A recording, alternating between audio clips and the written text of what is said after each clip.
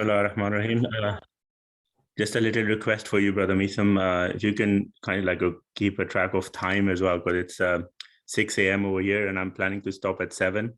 And hopefully that would be 12 o'clock in the UK. So if I lose track, then just let me know. Sure, we'll do that. I'm trying to very much. keep it. Special thanks to Brother Ali Jaffri. So he's in Canada in a different time zone, and he managed to deliver this session despite of his traveling. Thank you very much for that. That's all right. Okay. Bismillah ar-Rahman ar-Rahim. Assalamu alaikum wa rahmatullah, everyone. And thank you for taking the time out, especially those who've been joining these sessions from the previous 3 as well.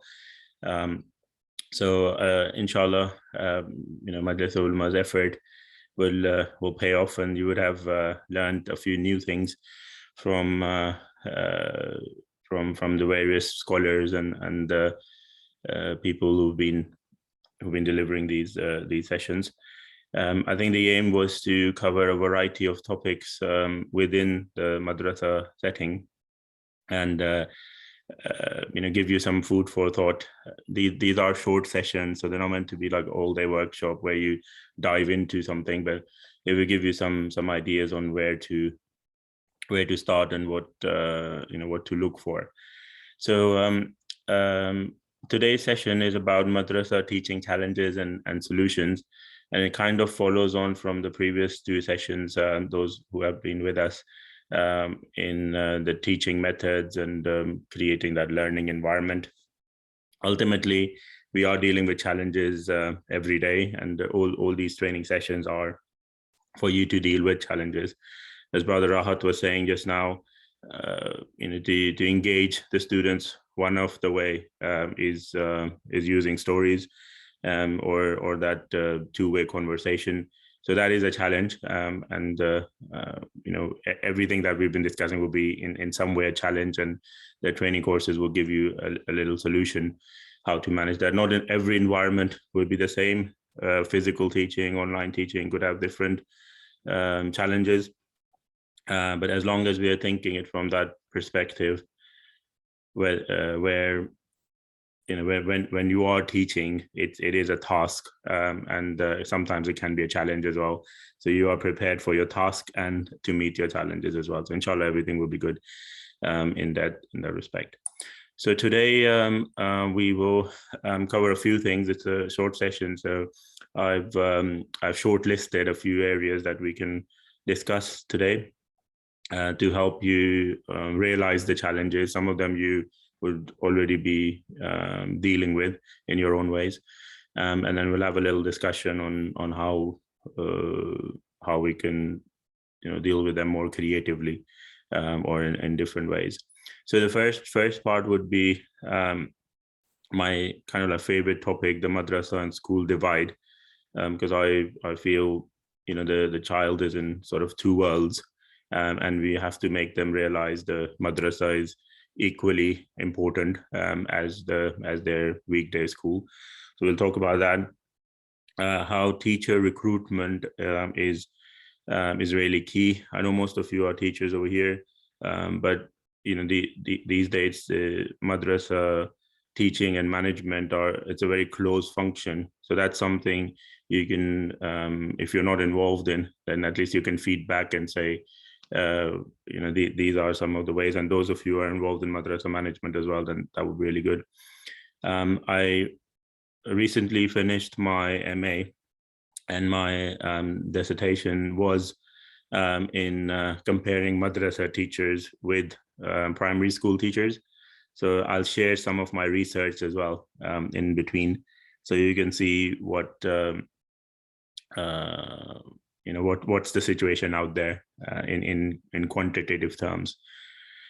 Parents, obviously, a key stakeholder in this whole process, and we just can't ignore them and feel that we're doing a good sort of teaching job. They have to be involved. So we'll discuss a little bit about that. And then there's very little time available for teachers So that's a challenge, and they're expected to do quite a lot. So, how do we make sure that we have these, time management ways defined and use them? And then I'd like to discuss a little bit about the assessment side of things too. So it's not just a matter of one-way content delivery, or one-way, even storytelling. What do we get back once we have done with the teaching, and how that can be a challenge, not knowing if the child has learned or not. And finally, not finally, but another topic is there's lots of expectations within the people involved in the madrasa, the teachers and the parents and the madrasa management. So we'll just talk about how do we make sure that everyone's aligned, and not expecting too less or too little from someone. We've said like Q&A in the end, but I always try to keep it interactive. Very happy for you to unmute your mic anytime, and just ask a question. If you can raise your hand, that's fine. For the chat ones, I'll try to keep a track of chat. But if I miss something, then it is almost like a physical class. So you can just unmute your mic and say it. If you're too shy to say it, then use the chat function. So what I want to start with is, and we'll revisit this slide at the end. If people can just tell me one of their biggest challenge, and I'd like to sort of record that here, and then we can come back to it. So when you are teaching, what is your biggest challenge? Can I have some responses? Ideally with your microphone, but if you can't, then you can type it in as well. Assalamu alaikum. Alaikum salam. So I have I'm teaching children of younger age, and I did have a bit of a challenge explaining them about death and hell and heaven. Okay. But I did try to come with very good stories and which are not too intense. But then, yes, I would say this was, I think I did overcome with this challenge as well with some nice stories. But then, yes, this was a challenge for me, and I think it might be for others as well. Okay, thank you. So I'll just summarize it as explaining religious topics to young children. Time is another challenge. So we don't have enough time to teach children properly. So usually we have 1 or 2 hours in a madrasa, and then for the rest of the week they're away. There is no follow-up. Interaction with parents is very limited.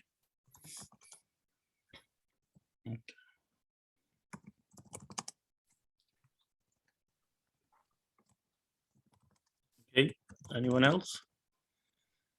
Mine has been to make them do their homeworks, because they always come back with no homework done. Yeah, I agree. That's a common problem.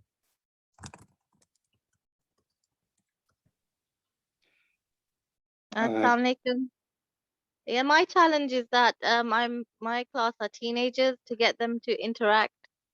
Most of the time they're always silent. Yep. Okay, anyone else?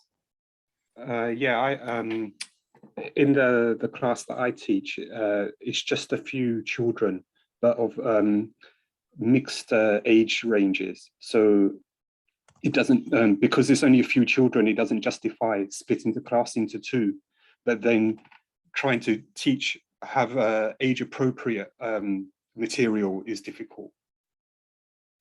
Okay. Yeah, when we'll go through them, we'll talk about logistical challenges and sort of teaching challenges, and yeah, I think madrasa itself is a big challenge as well. How to run a madrasa with different circumstances. So yeah, that's a good one. Anyone else? Yeah, so Assalamu alaikum. My one is that sometimes the children or their parents in their home, they don't practice Islam as much. So when we're telling them about hijab or we're telling them about namaz, they're like, nobody in our house reads namaz, or some. It's like you said, it's two different worlds for them. So that's a bit hard to explain.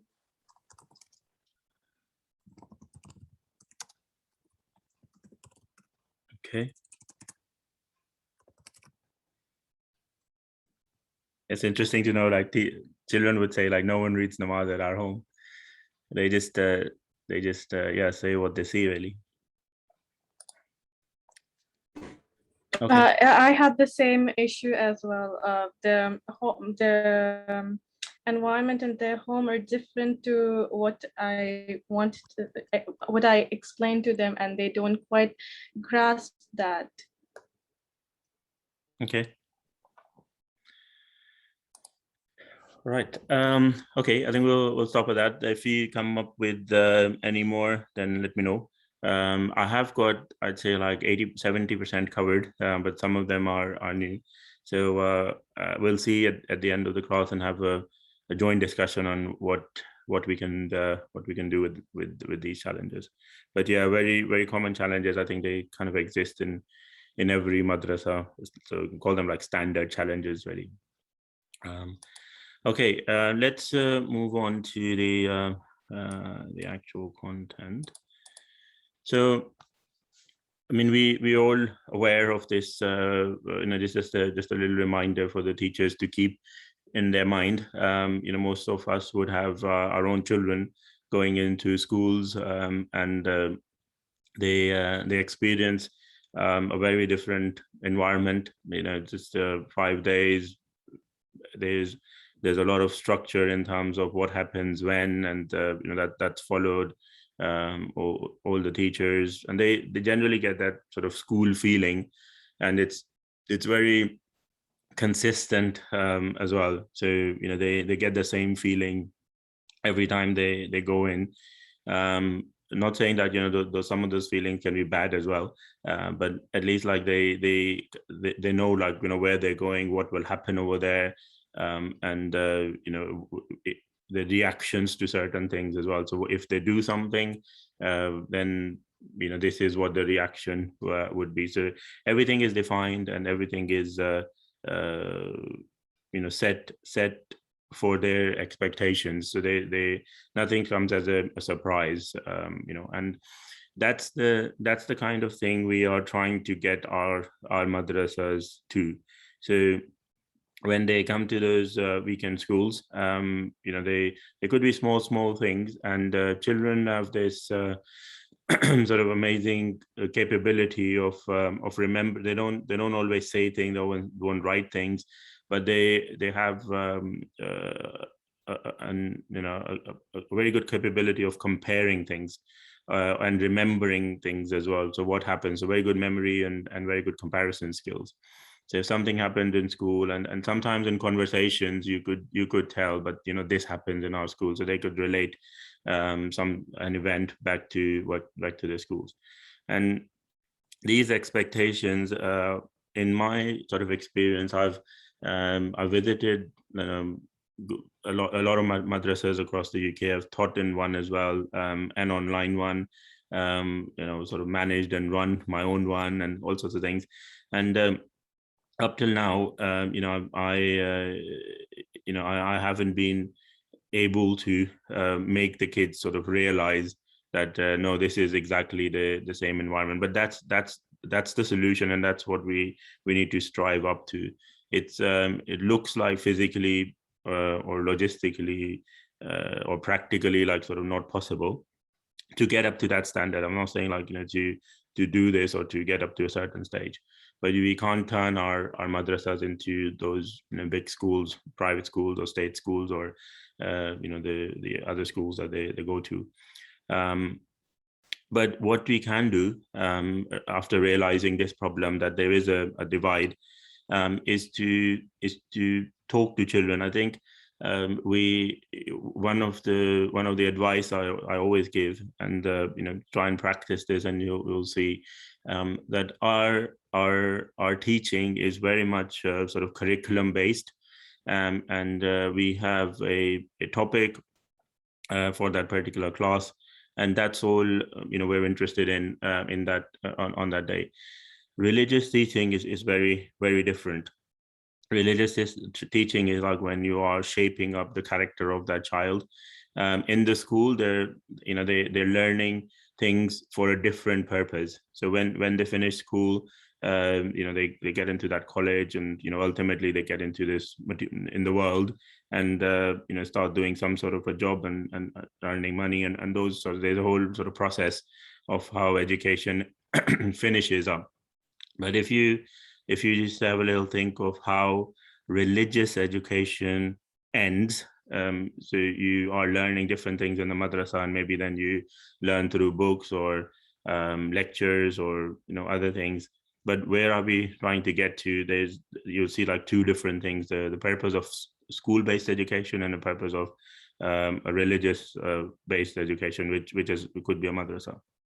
So there should be some sort of difference in the teaching style as well, whereas there is a curriculum, and schools teach curriculums very strictly, that this is what has to be taught, and that's all that has to be. They use aids and resources to supplement, but they're not really interested, what I've seen and observed in the actual development of the child. And especially like with huge numbers in one class, sometimes it's not possible to have one-to-one contact. So what I'm trying to say is that we need to understand first that how is a school different from a madrasa? What can a school not do? And at different points, try and build, and we'll come to time management, because as Misam said, I've got a whole section on time management.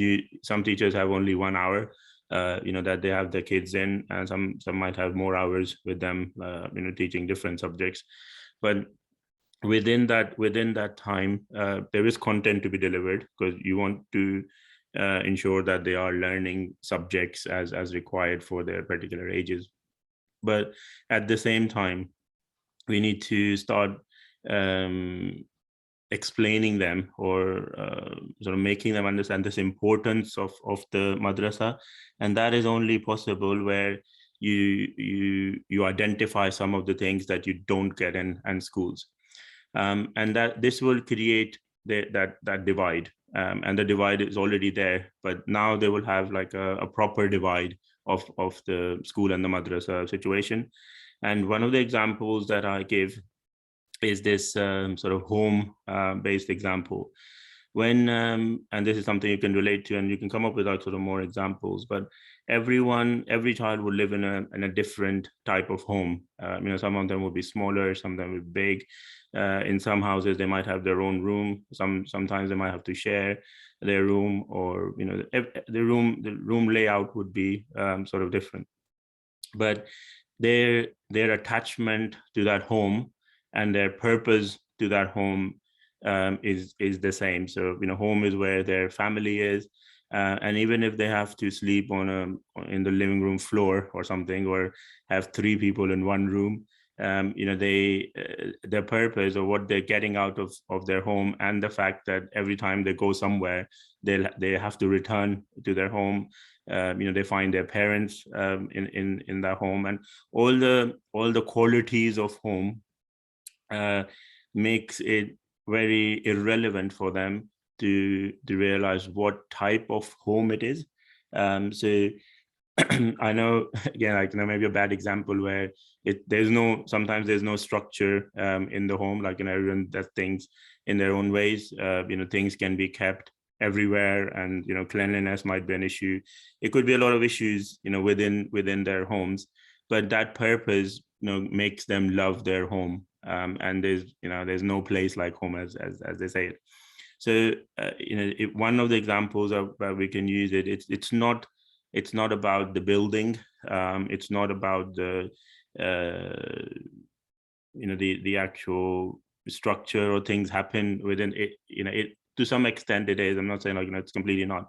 But when you compare a madrasa and a school, it's that purpose and you know, what you will get out of this. Now, a common problem with training sessions is the age group. So some of us will be teaching, you know, early years, like 5-6-year-olds, and some of them would be teaching teenagers. That is an art, basically, where you have to define content in a different way and say things in a different way. But ultimately, the subject remains the same. So if you are, you know, example, Tawheed, you can teach Tawheed to a 5-year-old in a different way and to a 13-year-old in a different way. My son is like 17 right now, and I'm teaching him Tawheed in a completely different way. So the subjects remains the same. The subject, the importance of madrasa sort of remains the same. But for very young children, I don't think this even sort of becomes a topic, because they need to be busy and doing things. And as long as you keep them busy, they're happy sort of everywhere. But as they get older and they start to compare things, then, you know, they find that divide. So as you know, give them that importance of the madrasa. You understand your objective first, like, you know, what is the purpose of madrasa education, and then, you know, try and instill this to make them kind of like love the madrasa regardless of the environment and regardless of what they experience. We should improve the experience, we should improve the environment, but, you know, the purpose is the main thing. And lastly, if kids are kept busy, and there's you know, we've talked different methods of creative teaching and learning and other things. If kids are kept busy, busy means not you saying something and they're listening. Busy means like they're doing something. So as long as they're doing something, which is not just listening, you know, they will enjoy it, they will feel it. And when you start to discover that, you know, there is a particular child or a few children who are not finding it, you know, that engaging, then, you know, there are 15 different ways to try, and maybe you're going to refer to some of the previous videos on how to give them different tasks. So it is an art. It's a specific you know, sort of skill that we need to know for different age groups, but the objective is to keep them busy, like literally every minute. So as long as they're free, at any time they're free, that's the time where they start to see, oh, my school, this happens in my school, this table is not right, the teacher is not doing that. But if they are busy, then, you know, they can just enjoy the class and carry on. Okay, the next topic is around teacher recruitment. And again, apologies, like, you know, you might not be involved in this, and but it's a very sort of key area, and this is where some of my research went into as well. Madrasas normally, you know, would not have a formal recruitment process. When I say a formal recruitment process, it's you can compare that to your workplace if you have one, or if you have to apply for a job like somewhere else. So madrasas don't have that, or they don't use it properly. And that's what my research found as well. Half of them didn't have it, and half of them had it, but they didn't sort of use it in the right way. A recruitment process is a key to get the right person for the job. So everything that I've explained in the previous slide and in the future slides, if we pay little attention to this recruitment process, then, you know, the right person doesn't come in. And I'm not saying the right person is the best teacher in the world, but it's you know, there are certain skills and criteria, you know, that they have to, the minimum skills and criteria, I'd say. So not the top level skills and criteria, but they need to fulfill the minimum criteria. And then, you know, everything that we do, then, you know, that starts to have an impact. So this whole process of advertising a teacher vacancy, you know, teachers applying for it, we actually shortlisting, interviewing, appointment of the teachers. This might sound, you know, madrasas can't do this, it's just not possible, you know, for them to do this. But in effect, you know, there's lots of activities happening in the madrasa, and we're giving, different times to them.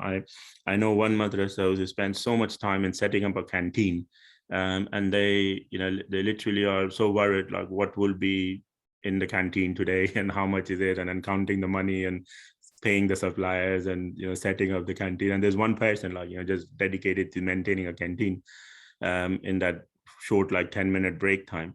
So there are certain things that madrasas have to do, and if you see you having challenges within the madrasa while teaching or working with your colleagues or something, then sometimes it's just you can't do anything about it, because the process has given you a teacher who who maybe not even interested in teaching. They just had spare time, and they have been invited to come in and start teaching.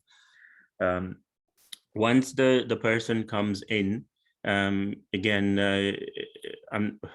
within logistical challenges, and I'll say this with experience, sometimes there's no teacher in a class, and you can't, and you have this new teacher who's come in to do their induction or training, and you just end up in telling them, can you take this class, because you've got no choice. You have to put them in. Hopefully that's not the case every week. So if there's an emergency or something has happened, then bypass the process, all means. But if not, then if a new teacher comes in, at least for a couple of weeks, let them shadow things. So when they plan for their class, they've already seen what sort of kids are there, what will happen, and if within those 2 weeks, for example, we find lots of shortcomings of that teacher. Sometimes it could be even religious knowledge, because teachers come in with their passion of volunteering or giving time back to the community, and they might not have sufficient teaching skills or religious knowledge as well. That needs to be sort of taken into account and something done about it. But unless we follow this little process, we won't get into that point where you get the right people for the job, and then everything starts to fall into place automatically. There is some work to be done by us as teachers, and by our scholars as well. And again, Majlis Ulama, what better platform we can have. But in the Majlis and the lectures and the sermons and all those, we have to continuously highlight the reward for teaching, just to attract sort of more teachers. It feels that we are kind of crying on we don't have the right teachers, but we haven't actually advertised or told people what is teaching all about. So it needs to be done together, rather than just wait for the right teacher without telling that what is the reward for teaching. Because sometimes there might be a very good qualified teacher who has time, but they never found that there is a need for teachers, and if they become a teacher, what reward they will get. So I'm just going to quickly share some things which will give you an insight of where things are based on my sort of research. Can everyone see my screen? Yes, we can. Okay. So this is just analyzing things, but one of my research questions was that if there was a madrasa teaching qualification. So this question was asked by madrasa management. How likely are you to expect new and existing teachers to have one? And half of the, so there's 20 sort of responses in there. Or you can mostly take it with percentage. I don't think the 10 and 9s would say 53%. So half of the people are saying they want to make it mandatory, but the other half are saying if they have it, that's fine. And if they don't have it, that's not fine. So half of the madrasas are ready to accept if a person comes in with no training in the background. So it's a brand new sort of person just interested in teaching. And if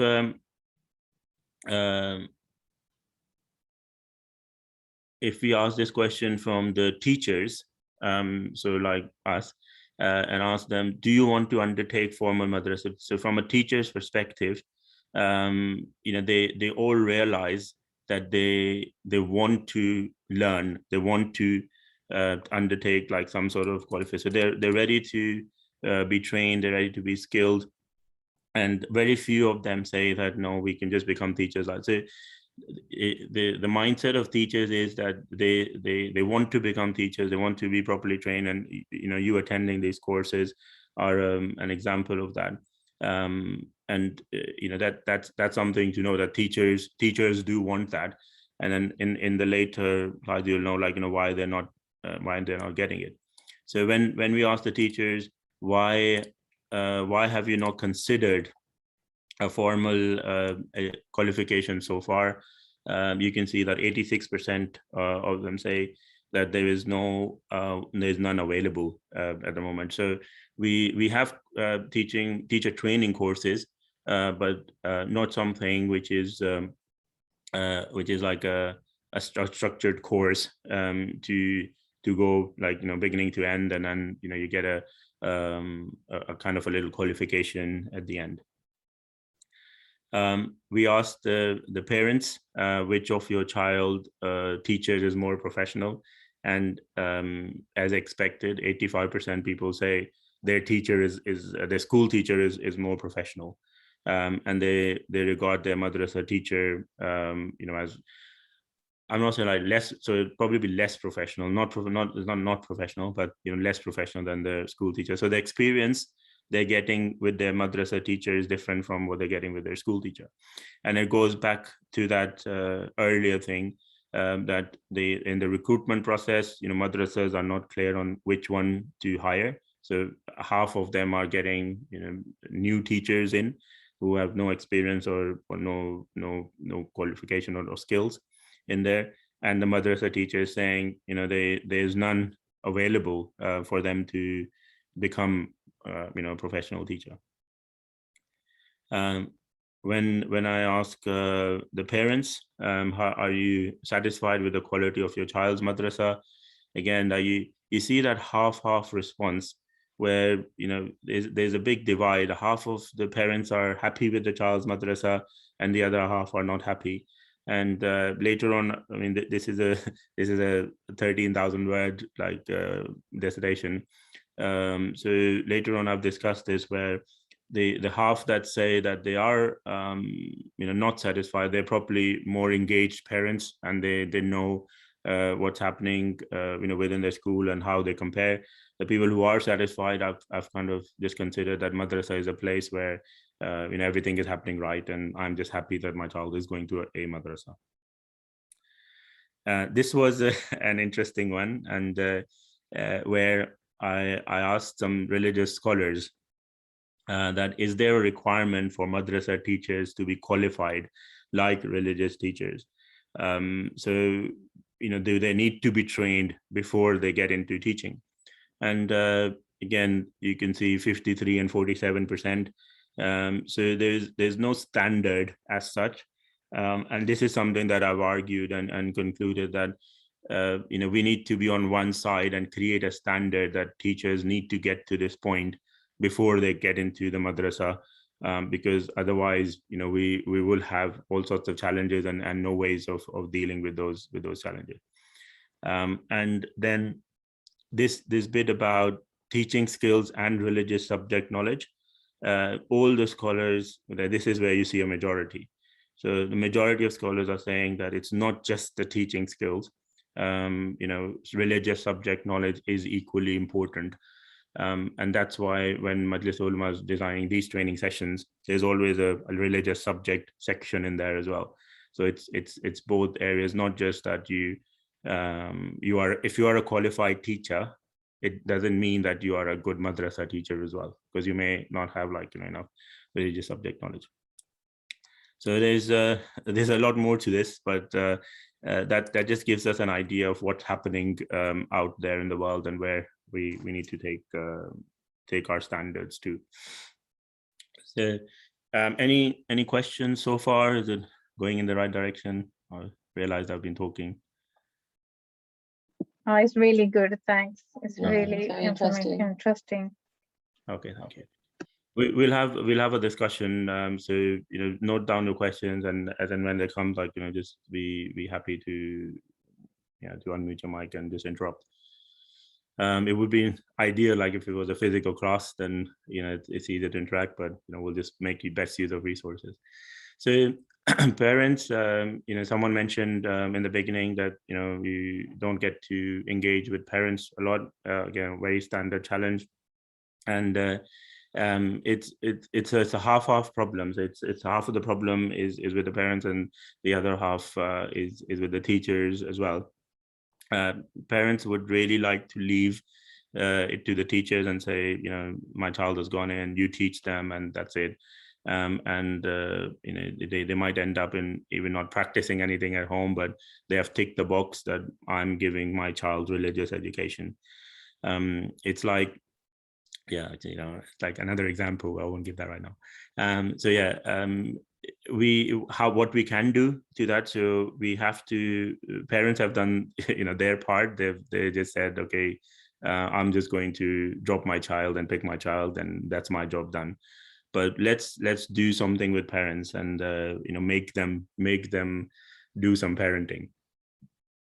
I always advise, and we started doing that in some madrasas, where when parents come to drop, not at the time of the pickup, because pickup is a very rush time.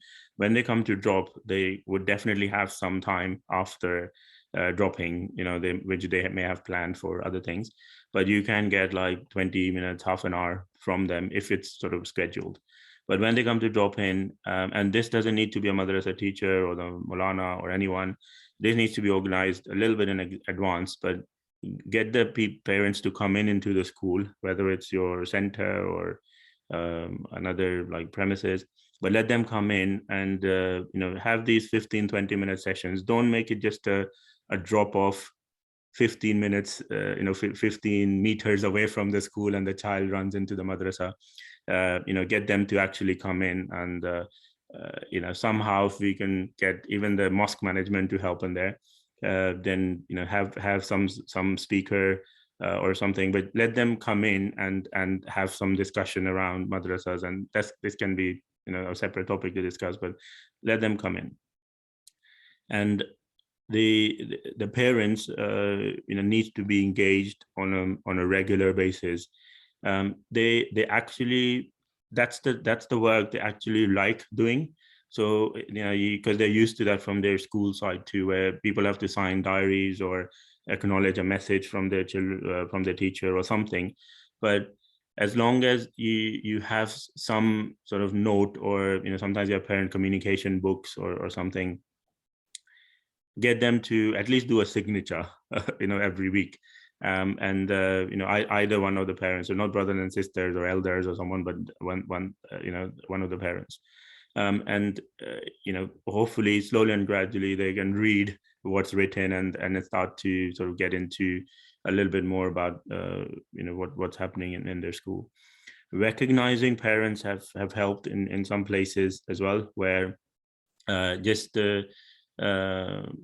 you find some parents like who are very regular with signing diaries, or you hear from the child that how their parent helped in their homework or in explaining a topic or something, then somehow find the name of that parent, and all we need to do is an email or just a digital free method, but just a letter or something, just to recognize that thank you for doing this. And if you have if you can do it on social media, then just say, not maybe mentioning the child's name, but this person, in some way recognize them and reward them, and that would encourage other parents.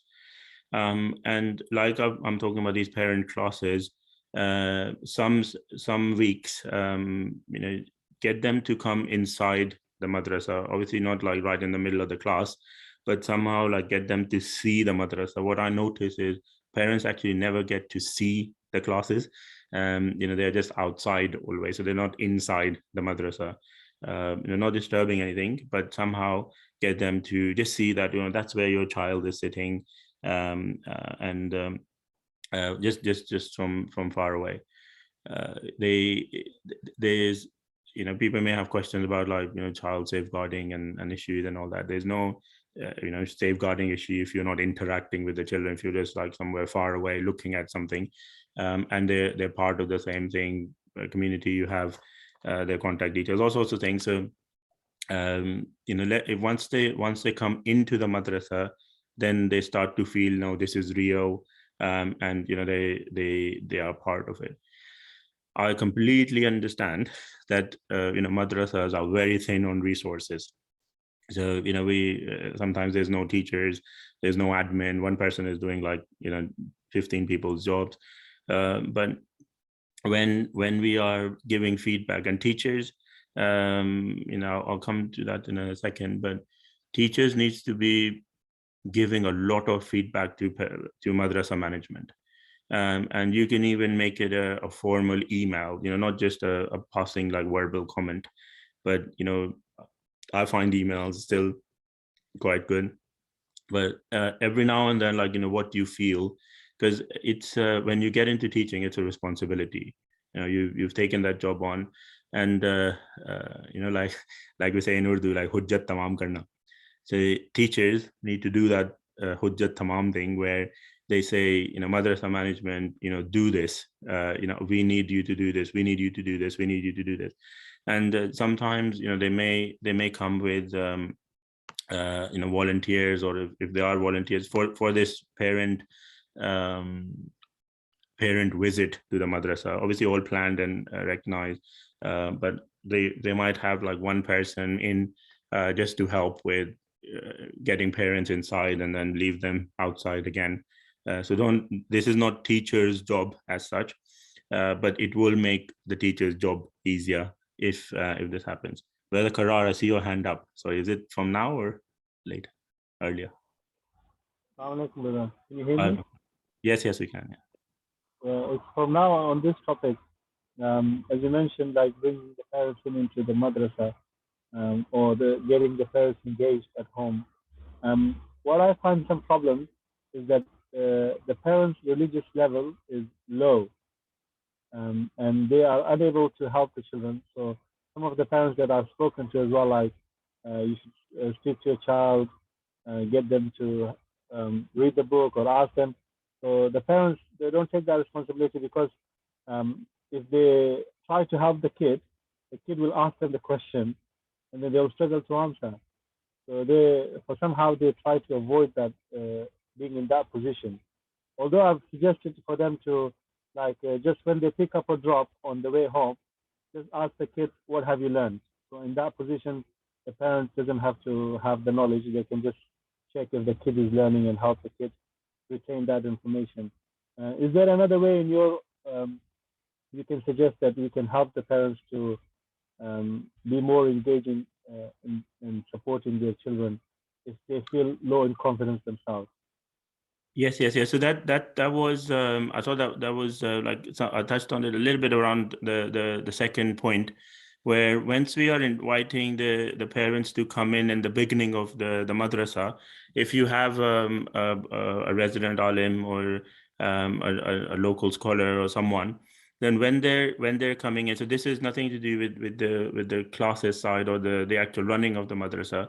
But when they drop in, you have a place within the mosque or within your school where all the parents gather together, and only for like 20 minutes, just have a program for parents, maybe introducing them to the curriculum, talking to them, listening to them, if they have any question answer sessions. But that 20 minutes of beginning time, you may not have like 100% attendance, which is something we can talk about, like, if no one is engaging, like, how do we get them doing it, and how far should we go in engaging? But if the madrasa have this, then they start at 10 o'clock and they say 10 o'clock you drop your child, and from 10 to 10:30 this is the an area where parents can come in, and a few things you will have arranged for them, that these are the 2 topics for today, but then let them ask like questions as well. So you're kind of utilizing that time and your resident alim's time, or that scholar's time, or it doesn't even need to be a scholar as such. And it can be like an experienced teacher, or some sort of a Hosa student, or someone like who is above their sort of their level, if you don't have obviously scholars available. But that will give them a platform to know and ask the questions, and hopefully help in talking to their children later. When I talk about engaging them every week on children's work, it's the same situation with maths and science as well. When kids come in with their communication diaries, they might not even know like what the curriculum is. Here, at least they must have heard the word. But some of the parents, don't know like what they're learning in year 6 and 7s and 8s and 9s. So they still sign that communication, and that's for them to know that something is happening, and they hopefully have enough understanding to know like what's going on, rather than knowing the subject itself. And then this engagement part, where the teachers, I feel, and this is a challenge, where teachers, I don't think they know the children as well as they should do.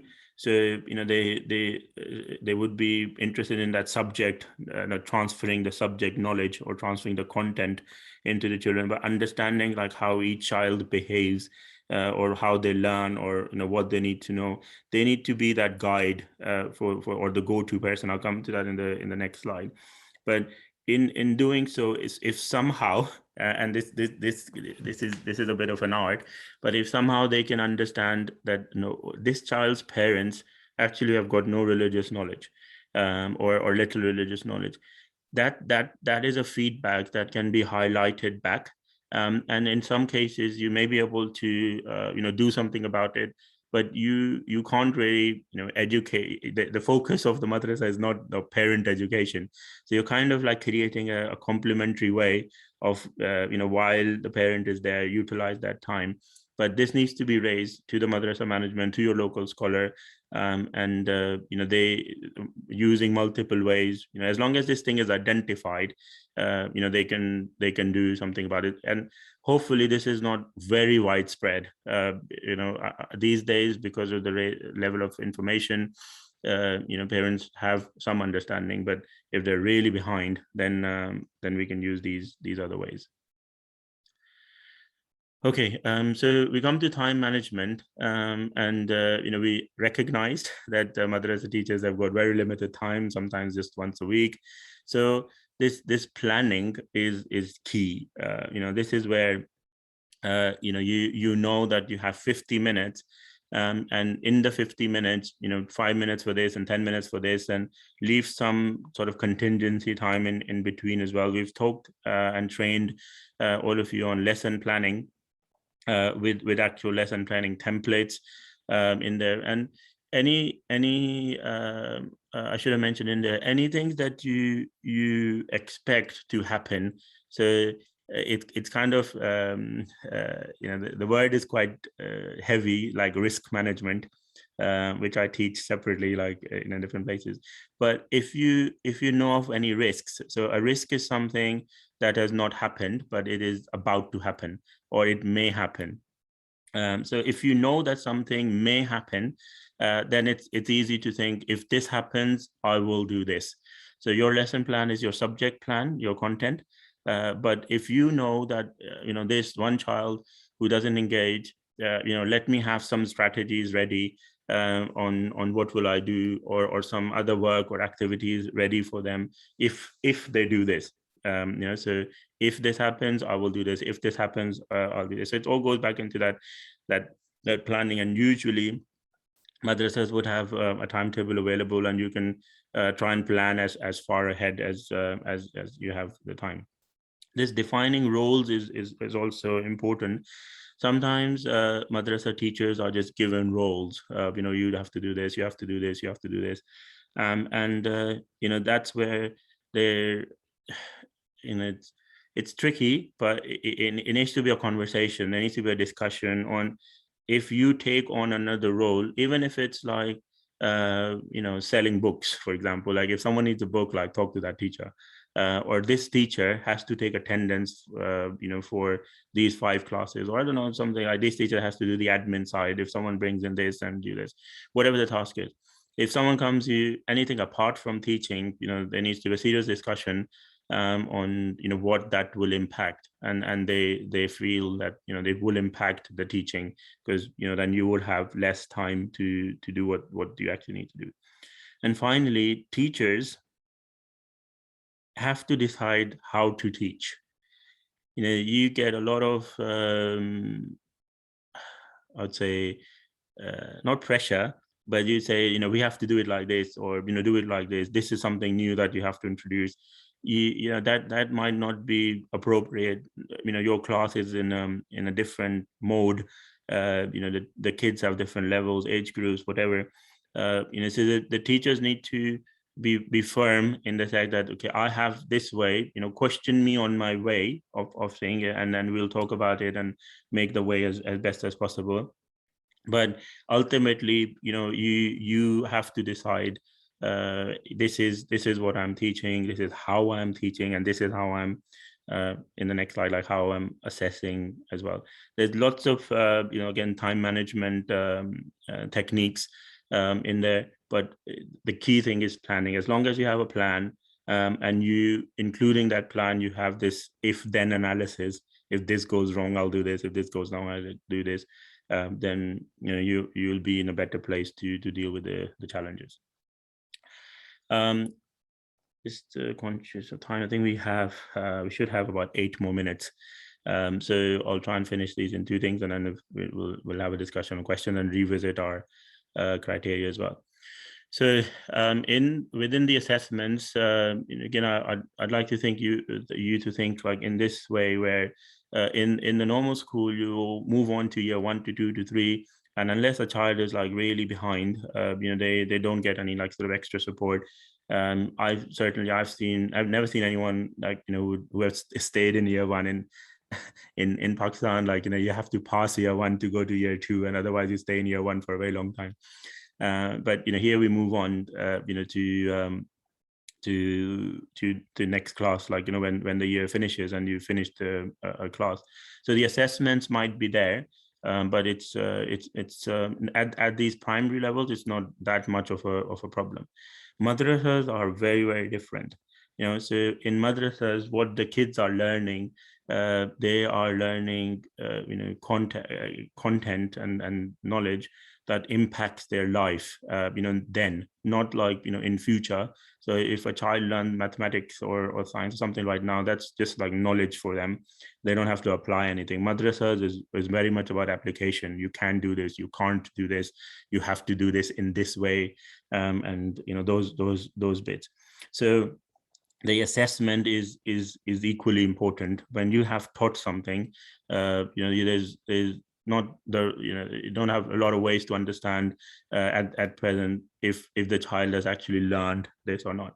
So one of the advice is, don't rush the curriculum. You don't have to finish book 6 in this particular year, and that causes half of the problems, because you have to finish this. You can't justify someone, ideally try and finish it. I'm not saying don't plan it that way, but quality is a lot more important. And if you come up with specific children and challenges, and everyone in the class has got no parent support, or they are all coming in from zero background, then you can't finish book 3 in that particular year, because you have to do some other things.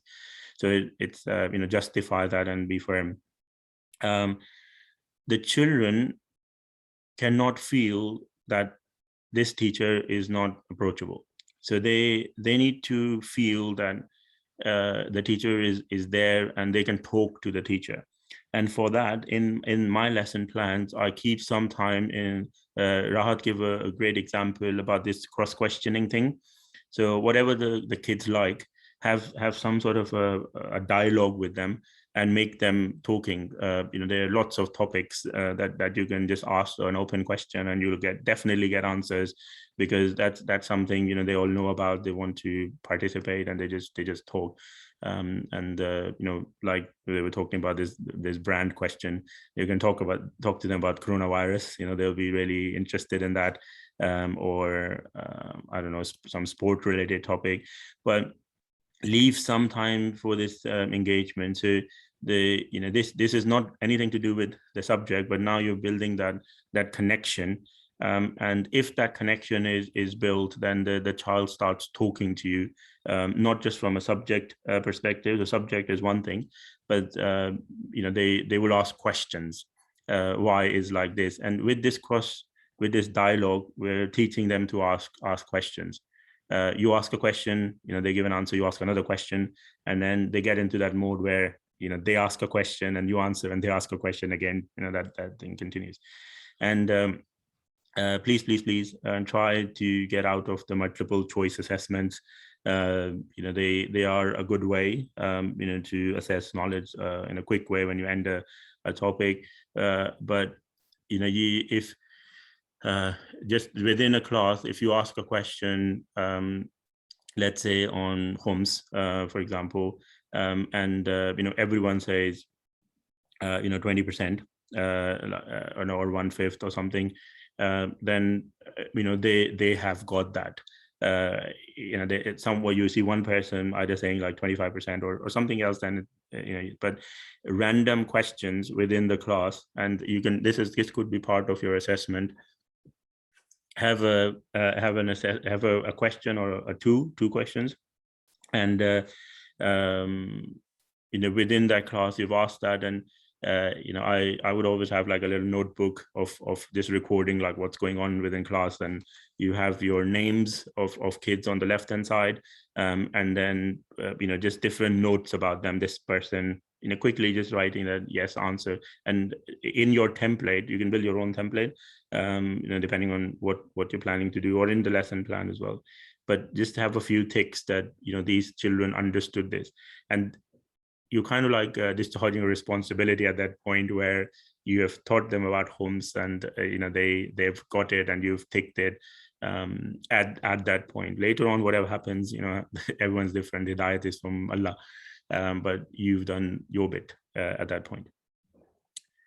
And just lastly, because we're getting very close to time, there's lots of expectations between madrasa characters, like parents, or when I say madrasa, that's the management, and the teachers. At the beginning of the year, or when we have sometime open days, or sessions where kids and teachers come back, in those like opening speeches or something, or even in the interactions, set these expectations really right. So what can and this could be again something going back to the parents. So if you're setting parents' expectation, the madrasa management is setting that, then they do it in their sort of context. If the parents want to know what is expected from them, sometimes it could be even an email or a document, that you tell them that, and in very simple terms, not paragraphs, but the madrasa expects parents to do these things. Teachers, not a lengthy job description, but these are the 4 or 5 things you are expected to do, and these expectations, ideally in writing, so that you can refer back to them. You could even like put this on a website if you have your own madrasa website, and these are some things that we can refer back to on a regular basis, and they in their own time, they reading it again and again, because when the child goes into the madrasa, they're there for a few years. Maybe the first year they don't get it, but next year, they or following year or something, they start to get that this is what we are expected to do. We have to get to a point where we have done on one side like everything possible to in our means and abilities to do that, and feel satisfied. This is what my personal yardstick is, that I feel satisfied that I've done these 10 things to do the job as best as possible. And then I just remember the Prophet, that the Prophet explained everything in as detail as possible, but there are wider problems than just the madrasa teaching side. So as long as you can feel confident within yourself, that's your answer to God, that I was given a responsibility and this is how I sort of went through it. So very quickly, going back to the challenges, explaining religious topics to children, we briefly sort of touched on that, and these training sessions always have a fiqh and akhlaq and history and aqaid session with the Maulana. Ask this question to a Maulana and they will explain, like, you can explain Tawheed to a 5-year-old and to a scholar, the same Tawheed in different ways. So there are established methods of doing this. We talked about time management, parent engagement, getting to do their homework is part of the parent engagement sort of signature type of thing. If they complete their homework and they get their signature from the parent, or a note that why they haven't done it, something happens consistently, then you go back to them and find out exactly what's going on. But 90% hopefully would cover this. Teenagers interaction, this was the dialogue and building the lesson plan time, and creating that rapport and connection. Mixed age children in one class is a very specific topic. I think last time my wife would have covered this. This sometimes happens in schools as well. Not I think it will be mixed abilities, not mixed ages, but this is a specific teaching challenge, and there are ways of managing it as well. So won't be able to cover that in this class. Children not looking at their books at home, can be linked back to the parents. So you have a checklist for parents and make them tick and sign and bring back. We have printed something just within the madrasa, so no cost of this, for them to just do this every week. And then home religious environment, hopefully the parents classes would help with that.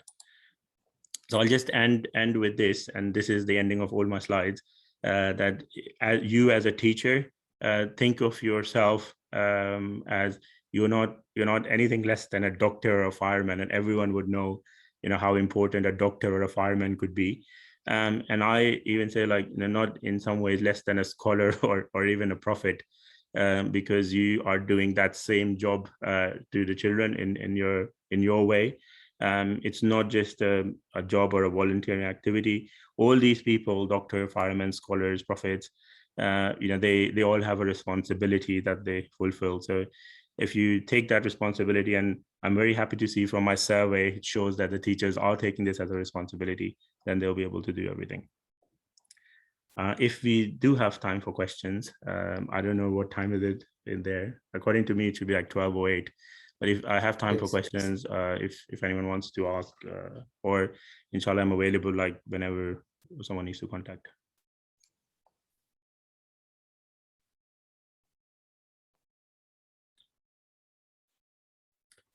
So I guess no questions.